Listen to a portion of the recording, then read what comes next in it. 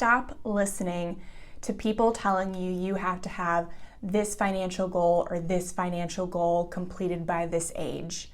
You need financial goals, but you get to decide what those are based on your lifestyle and your dreams. Follow this personal financial goal setting framework, and you can figure out what those goals are and how to reach them. Hey everyone, I'm Jen. I am the creator of Modern Frugality, and I'm here to help you figure out how to manage your money so that you can do better things with it. And an often overlooked money management tool is financial goals. Now, you can find videos all over YouTube, you can find articles all over the web about what financial goals you should have accomplished when, and those are great. They give a great basic framework, but they can also be really harmful because if you're not there, you can feel like you're behind everybody else.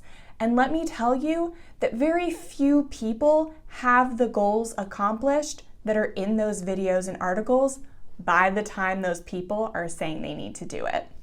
In reality, everyone starts their financial journey at a different place and time. And honestly, not everybody needs to have the same goals achieved, the same amounts of money in your savings or your retirement, etc. It's up to you to figure out what your goals are and then make smaller goals on how to get there. But that's the real issue, right? We want someone to tell us what we should have figured out instead of figuring it out on our own. So following this framework that I'm gonna lay out is gonna give you an easier way to figure out what your financial goals should be so that you can make smaller goals that will help you get to those bigger long-term goals. Because goals are essential. Without a written path and written goals, you're going nowhere. So even if those goals in those articles and videos aren't attainable or even should be attainable for you, you're still not going to get where you want to be if you don't write down some tangible goals that you can start working towards. So let's get started. This is a 6-step framework, and I've actually got the whole thing in a downloadable guide that you can get in the description. And then there's also a planner that goes with it. And everybody that gets the guide will get the planner at half off. So you can go ahead and you can get that at the link in the description, but we'll go through it all in this video so that you can save that free PDF for a later date. Step 1 is to start long term. You need to not just be thinking about your 1-year goals, but also your 5 and your 10-year goals. And maybe you're already trying to think about your 30 and 40-year goals, but let me tell you that your long-term goals will change. So while it's important to start long-term and work backwards, you don't want to start thinking too far in the future and get too caught up with retirement and taking care of aging parents, stuff like that. Let's start with a 10-year goal and then work back to a 5-year goal and then to a 1-year goal. So get those 3 things in place, and you're not going to just have financial goals because money is never just about money. You want to do personal goals, career goals, any goals that are relevant to your life because your money affects those goals. So write out all of your goals, where you want to be in 10 years, and then think about where you want to be in 5 years.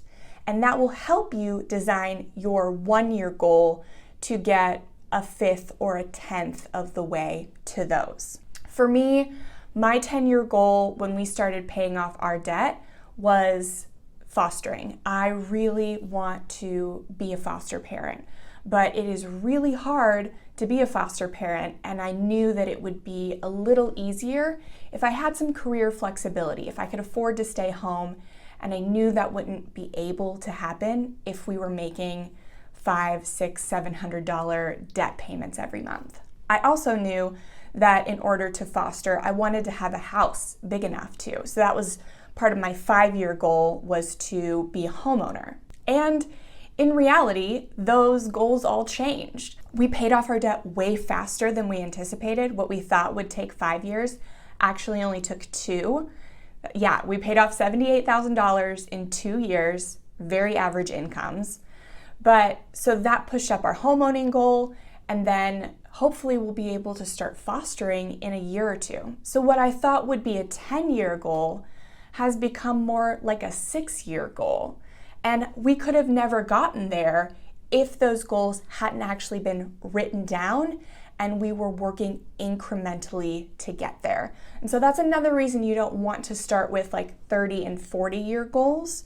Start with those shorter, long-term goals and work back, because then you're going to be able to make those 30 and 40-year goals later on. They're going to be much more accurate, and you won't have this like existential crisis about like, am I doing it right? Like, I'm supposed to be here, and you lose sight of the forest for the trees. Like, you're working to this goal that's so far off, and then you kind of just lose sight on what's happening in the here and now. Sometimes, not to everyone, but I know that happened to me for a little bit. Step 2 is to make a list of what you need to do to get to those 10, 5, and 1-year goals. So establish where you want to be financially for everything on your list for your 10, 5, and your 1-year goals. For me, I knew I would need an emergency fund, I would need to pay off my debt, and I would need to build up some passive income for that career flexibility. So that's where I wanted to be at 10 years. So I just made it a little bit less for 5 and then even less for 1. Yours may be different. You may need a certain car for a certain kind of job that you want to do, or you may need X amount in retirement. So you just figure out what financial milestones will get you to your 10-year goal and your 5-year goal. And this is where we're really going to we're just going to start honing in on that 1-year goal now. So once we have an idea for those, now we're going to get real with your reality. Now you need to know, what is my income? What are my expenses? What are the things I'm buying a lot of? What are the things I need, but I'm not buying as much of as I should? What are my values, and am I spending in accordance with them? Like, I want to foster, so I'm not fostering right now, but am I giving to charities that help foster families? Stuff like that.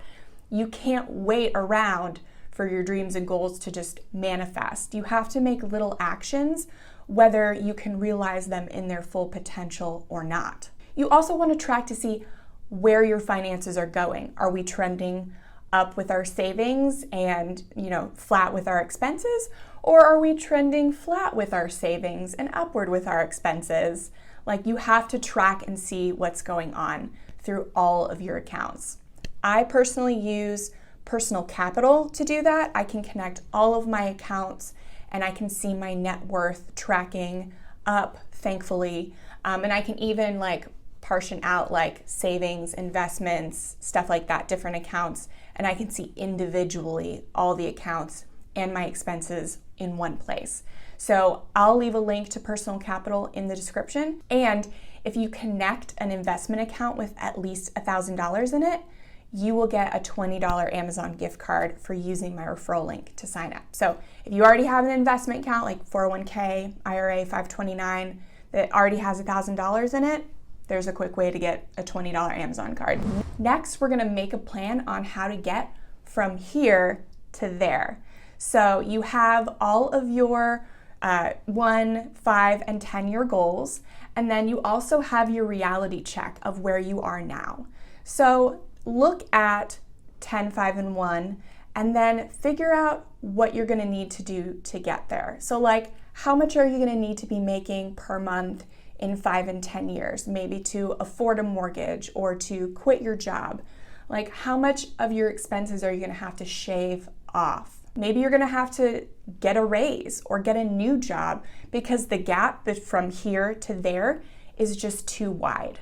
So start thinking about those things now. If you have a significant amount of stuff you need to shave off your budget, maybe you need to start learning how to negotiate bills, or maybe you need to start negotiating raises or new jobs. So just think about big life changes you're going to have to make in the next year to 5 years to get you closer to those big goals. These should be actionable things, but they're kind of more, they'll take several months to work on. It's not going to be something you can just get done in 1 month. So start thinking about these things now and write them down. Now is fun time. Now we're getting to really actionable tips. So now we're going to focus on monthly and quarterly goals. So we've really narrowed down that 1 year goal for personal, professional, financial, etc. And you're going to divvy that up into 12 months and give yourself 3 actions per month to work on to get you closer to that goal. And you're going to divide those into quarterly goals. So I probably should have said that first. You want to divide quarterly your year to see, okay, I'm going to get here in 3 months, and then I'm going to get here in 3 months, etc. And then you're going to divide those quarters into those 3 months. So give yourself 3 actions every month to work towards. It sounds like a lot, but working backwards is just helping you get to those 3 actions per month, because you don't want more than 3 per month. You want this to be sustainable and not have a lot of pressure to be working towards it, because what we do in the present is always more important than what we're going to do in the future. So when we have the choice to pick between, oh, do I want to just sit around and watch TV, or do I want to work on my 10-year goals? 9 times out of 10, people are going to choose sit around and watch TV. I know from experience. So you have to make them small but attainable. And that brings us to our very last part of the framework, which is to schedule in a goal hour. So every week, make this a non-negotiable time that is on your schedule where you are working on one of those actions to get you closer to your goal. So say your goal is to save so much per month. So maybe that 1 hour you were working on a side hustle and you work until you make that amount for the week or month. Or maybe your goal is to spend more time with one of your kids. And so in that hour, you schedule a date with your son and daughter to, spend more time with them. So whatever your goals are, schedule in a goal hour every single week. And that is non-negotiable. And that's all you need. That's really like 1 hour a week is really all you need to schedule in to get this all done. How manageable is that? So again, I do have this guide in a downloadable PDF for free. So click that link in the description if you want to get it. And then also check out these other videos I have for you and subscribe to the channel. I will be here every week talking about more ways to manage your money better so that you have more money to do good things with.